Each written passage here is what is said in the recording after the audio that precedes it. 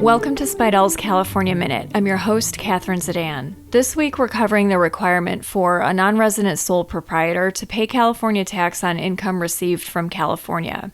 We cover this topic at Spidell's Federal and California Tax Update, and there are in-person seminar and live webinar sessions available through the end of January. To get registered, go to caltax.com.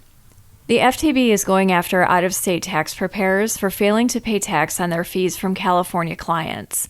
As we saw in the appeal of Luber, a recent Office of Tax Appeals decision, the FTB examines 1099s to see if out-of-state preparers have filed their returns and can and will go back as far as the 2013 tax year. Remember that there's no statute of limitations for non-filers. To make matters worse, the economic nexus thresholds that apply to other business entities do not apply to non-resident sole proprietors. So these non-resident sole proprietors have to file a California non-resident return if they have $1 of California source income and otherwise meet the filing thresholds. Since the OTA issued its 2019 precedential decision in the appeal of Bindley, in which it held that a non-resident sole proprietor is subject to California tax on income received from California, we've been warning out-of-state tax professionals who have California clients that they'll likely be subject to California taxes. The Luber ruling provides us with a case in point and shows that the OTA is not giving out-of-state accountants a break for not knowing the rules. In that appeal, a Washington accountant operating as a sole proprietorship was liable for taxes on fees earned from her California clients during the 2013 through 2015 tax years. But she argued that penalties should be abated for reasonable cause because she didn't know that the sourcing rules had changed for non-resident sole proprietors.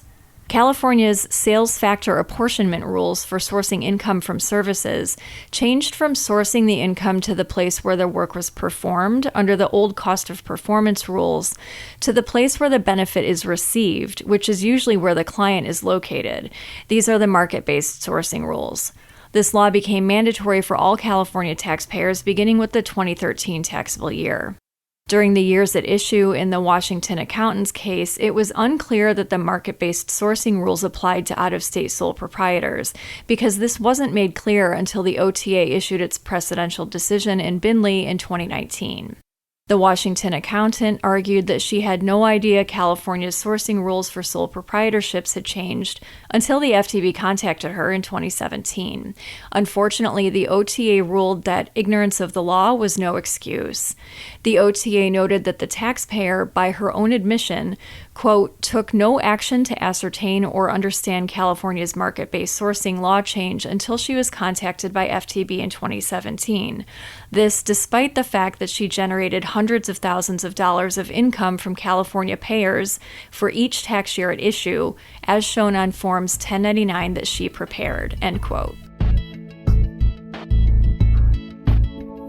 It appears that in order to grant reasonable cause in this case, the taxpayer would have had to have proven that back in 2013 when the sales factor sourcing law was changed, she had looked at the relevant statutes, regulations, and judicial decisions and determined, based on her analysis and research, that the change to the apportionment sales factor sourcing rules did not change how non-resident sole proprietors were taxed.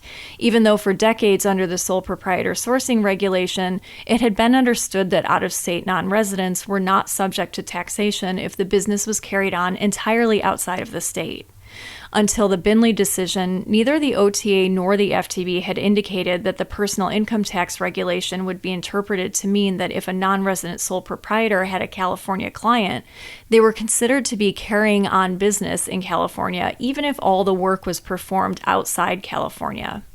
As stated previously, the economic nexus thresholds do not apply to sole proprietors. Sole proprietors have to file a California non-resident return and pay tax on their California source income using California's market-based sourcing rules if they have at least $1 in California revenues and their total income from all sources exceeds the non-resident filing thresholds. For the 2023 tax year, these thresholds are as low as $21,561 of gross income or $17,249 of AGI for single taxpayers with no dependents.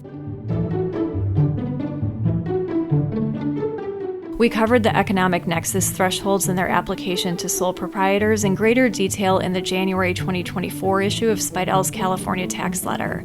For details on this monthly newsletter, go to caltax.com and click Publications. That's all for this week. Join us next time for another episode of Speidel's California Minute.